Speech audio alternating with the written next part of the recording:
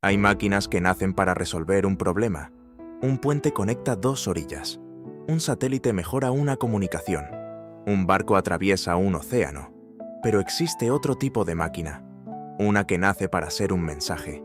Y a veces, ese mensaje no se escribe con palabras, sino con silencio. En una pista fría, en algún lugar del norte, hay un avión blanco. Grande, elegante, casi hermoso. Sus líneas parecen diseñadas por alguien que amaba la estética, y al mismo tiempo por alguien que se preparaba para el final de todo. En Rusia lo llaman Cisne Blanco, un nombre suave para una idea brutal, porque este avión no fue creado para ganar una guerra, ni siquiera para pelear una guerra. Fue creado para una misión más extraña y más inquietante. Fue creado para que el mundo recuerde, todos los días, que hay una línea que no debe cruzarse. Hoy vamos a contar la historia de los cisnes blancos, la historia de un arma tan inmensa que su función principal no es atacar, sino existir. Y al final, cuando el eco se apague, quizá la pregunta no sea ¿qué puede hacer ese avión? Quizá la pregunta sea otra. ¿Qué dice de nosotros? Un mundo que necesita un cisne blanco para mantenerse en paz. Para entender al cisne blanco, hay que volver a una época en la que la humanidad vivía con un pensamiento fijo en el fondo de la mente. El final podría llegar en cualquier momento. La Guerra Fría no era solo política, era psicología colectiva. Dos potencias mirando el mismo horizonte, con un dedo invisible sobre un botón invisible. No era un conflicto de trincheras, era un conflicto de símbolos. Y en ese tipo de guerra, a veces, lo más importante no es disparar. Lo más importante es que el otro crea que podrías hacerlo. Esa lógica tiene un nombre: disuasión. La disuasión es un acuerdo sin firma. Si me atacas, yo puedo responder, y tu victoria será tu ruina.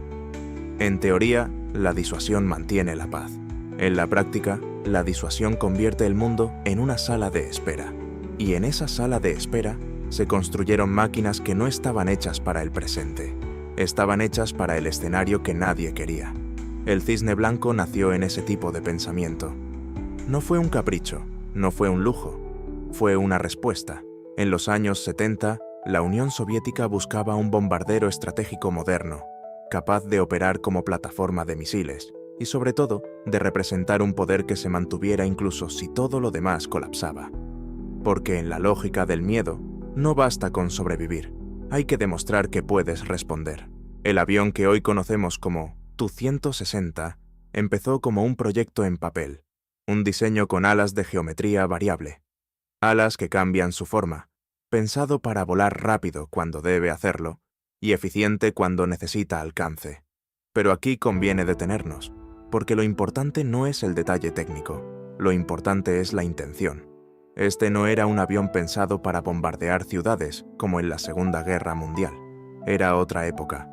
El Tu-160 fue concebido como un bombardero estratégico, una pieza dentro de una arquitectura de presión, alcance y amenaza. Y su primera gran aparición en el mundo real ocurrió el 18 de diciembre de 1981, cuando el prototipo realizó su primer vuelo. No era un avión pequeño, era, de hecho, uno de los bombarderos más grandes jamás construidos. Largo, imponente, una presencia física casi absurda. Y cuando por fin entró en servicio, lo hizo en 1987.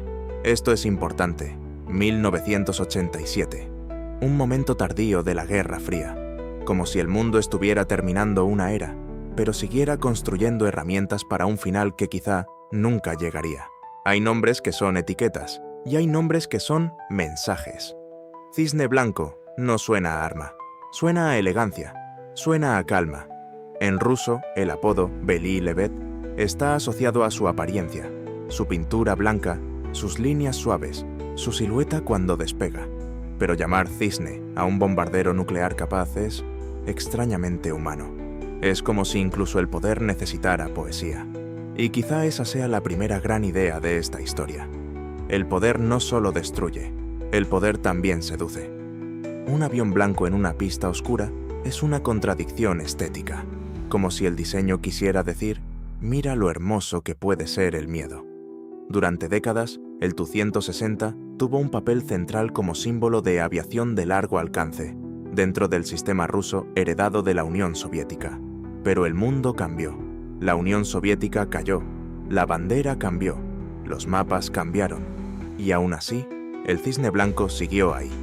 Aquí viene un capítulo que parece sacado de una novela. Cuando la Unión Soviética se disolvió, parte de la flota quedó en territorio de Ucrania.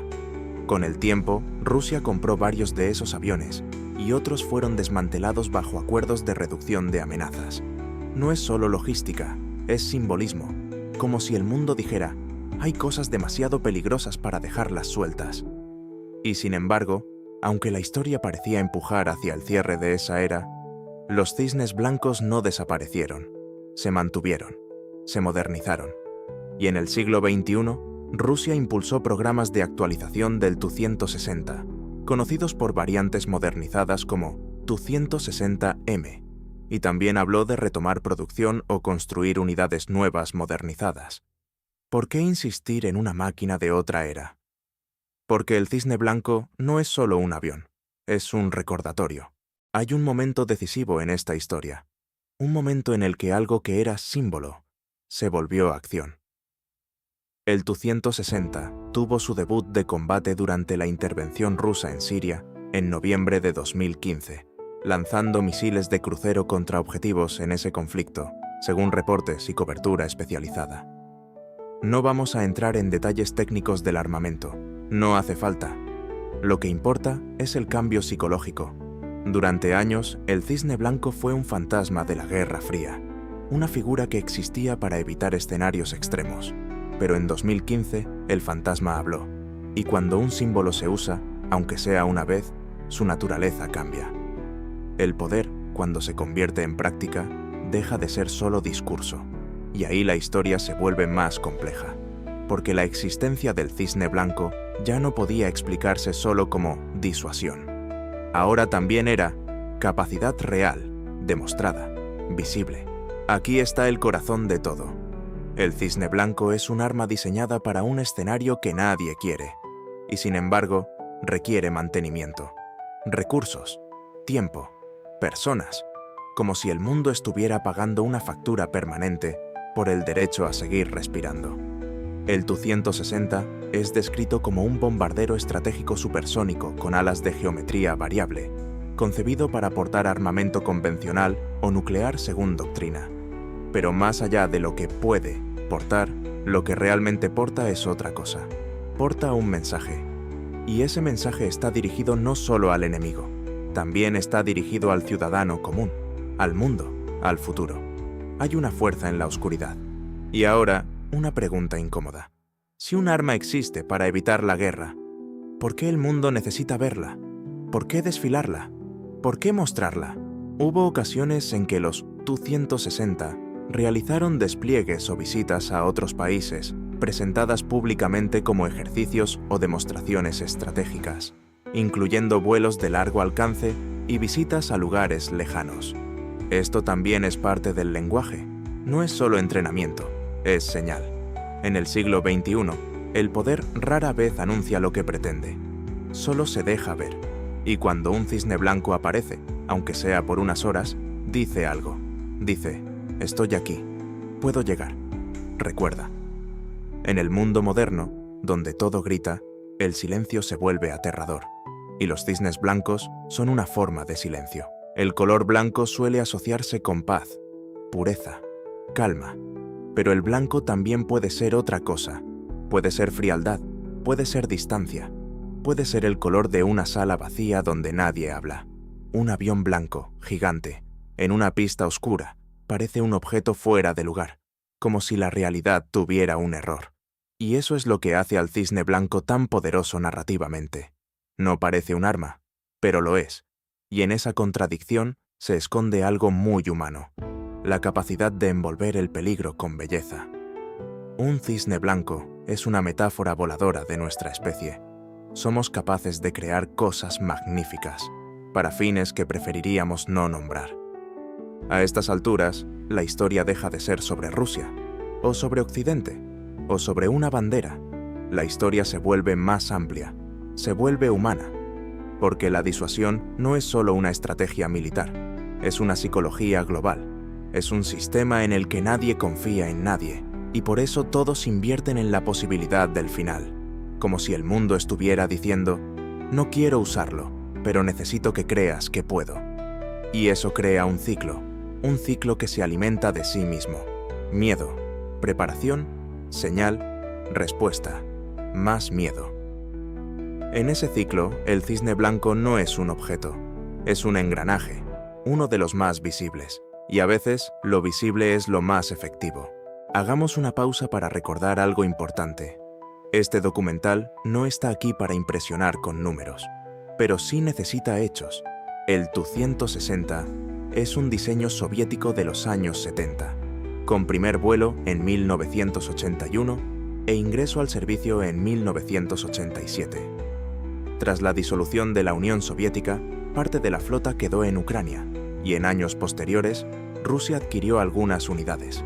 Otras fueron desmanteladas bajo acuerdos de reducción de armas.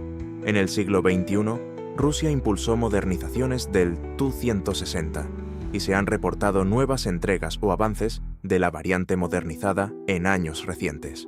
Y en 2015, el Tu-160 tuvo un papel en operaciones reales en Siria, con uso de misiles de crucero según reportes de medios especializados. Eso es suficiente para sostener el relato sin convertirlo en un manual, porque el corazón del documental no está en el metal, está en lo que el metal representa. Hay algo más inquietante que el miedo, la costumbre. Lo que antes parecía inimaginable se vuelve rutina. Noticias sobre bombarderos estratégicos, sobre vuelos, sobre demostraciones, como si hablar del fin del mundo fuera parte del clima. Y cuando algo así se normaliza, el verdadero peligro no es la máquina, el verdadero peligro es el hábito. Porque un mundo que se acostumbra al cisne blanco es un mundo que ya no tiembla ante su existencia. Y si el mundo deja de temblar, alguien en algún lugar puede creer que esa línea ya no existe. Lo hemos visto en la historia humana una y otra vez.